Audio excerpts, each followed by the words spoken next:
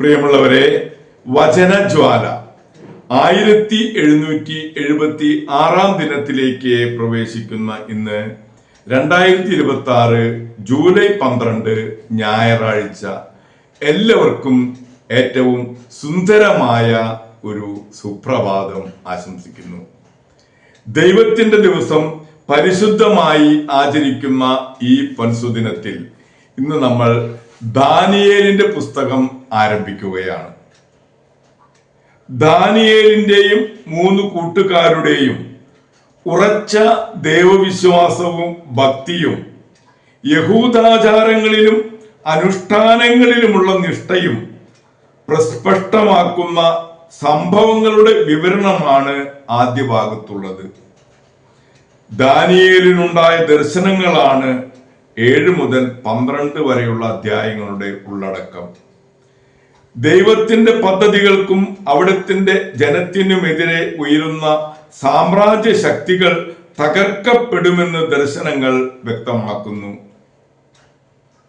പ്രബോധാത്മകമായ കഥകളാണ് 13 മുതൽ 14 വരെയുള്ള അധ്യായങ്ങളിൽ പ്രതിപാദിക്കുന്നത്.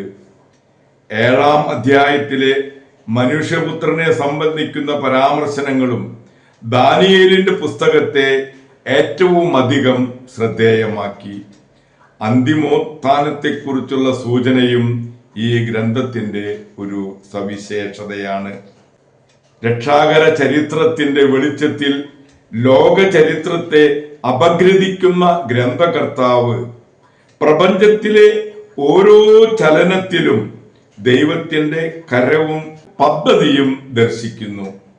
ദൈവജനം പ്രതിസന്ധികൾ തരണം ചെയ്ത് ശാശ്വതമായ നീതിയും സമാധാനവും കൈവരിക്കും എന്ന് വ്യക്തമാക്കുകയും ചെയ്യുന്നു. നാം 1-ാം അധ്യായം ഇന്ന് 1 മുതൽ 6 വരെയുള്ള തിരുവാക്യങ്ങൾ മാത്രമാണ് ശ്രവിക്കുക. ദാനിയേലും കൂട്ടുകാരും രാജകൊട്ടാരത്തിൽ. യൂദ രാജാവായ യഹോയാക്കിമിന്റെ 3-ാം ഭരണവർഷം ബാബിലോൺ രാജാവായ നബുക്കദ്നേസർ ജെറൂസലേമിനെതിരെ വന്ന് അതിനെ ആക്രമിച്ചു. കർത്താവ് യൂദ രാജാവായ യഹോയാക്കിമിനെ അവനെ ഏൽപ്പിച്ചു കൊടുത്തു.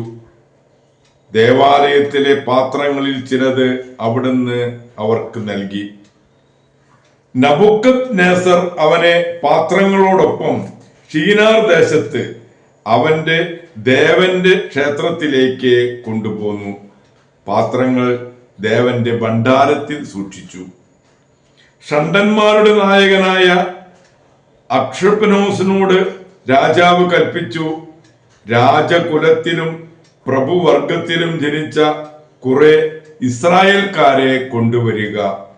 അവർ കുറ്റമറ്റവരും സുമുഖരും വൈദഗ്ധ്യമുള്ളവരും വിജ്ഞാനമാർജിച്ചവരും ഗ്രഹണശക്തിയുള്ളവരും കൊട്ടാരത്തിൽ സേവനം ചെയ്യാൻ കഴിവുള്ളവരും ആയ യുവാക്കളായിരിക്കണം. കൽദായ ഭാഷയും ലിപിയും അവരെ പഠിപ്പിക്കണം.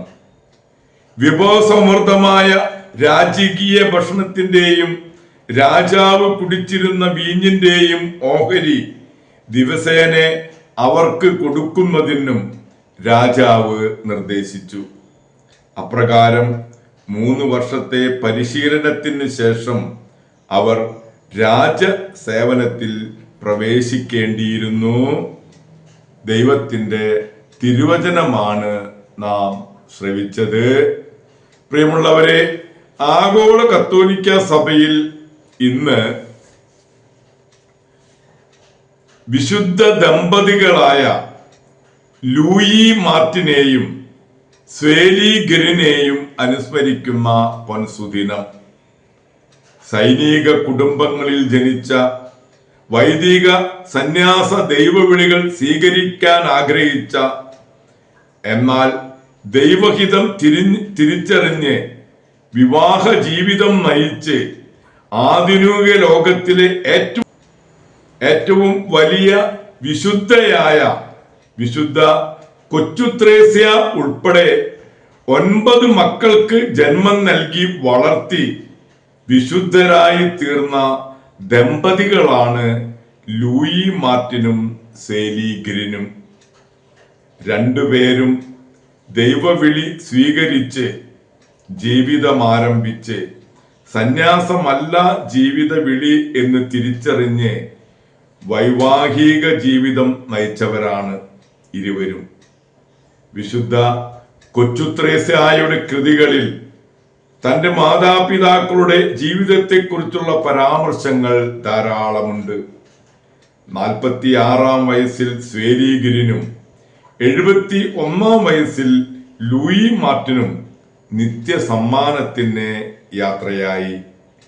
മാതാപിതാക്കളുടെ വിശുദ്ധിയാണ് കൊച്ചുത്രേസ്യായെ വിശുദ്ധിയിലേക്ക് വളർത്തിയത്.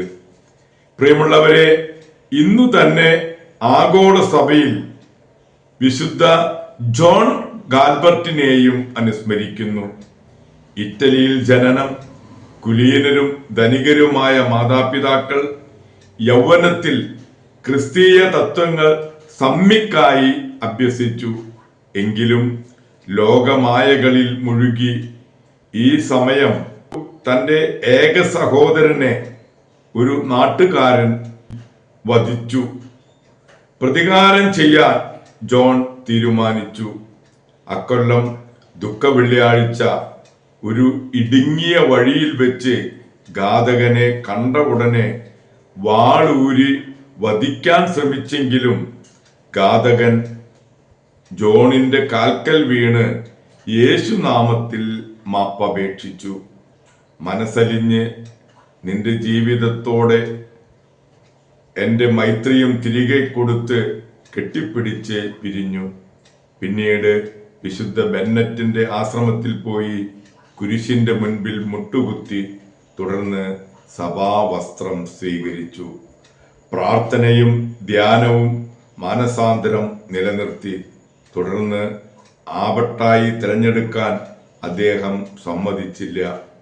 തുടർന്ന് ഏകാന്തവാസത്തിന് വേണ്ടി വലബ്രോസൻ സഭ സ്ഥാപിച്ചു. ആജീവനാന്ത മൗനവും ആവൃത്തിയും സഭയുടെ പ്രത്യേകതകളായി 12 ആശ്രമങ്ങൾ സ്ഥാപിച്ചിട്ടുണ്ട്.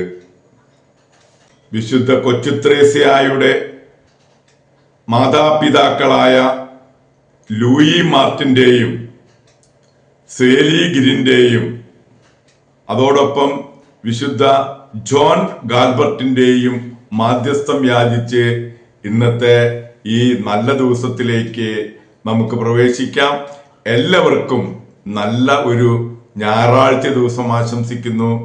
ദൈവം നമ്മെ ഓരോരുത്തരെയും സമൃദ്ധമായി അനുഗ്രഹിക്കട്ടെ.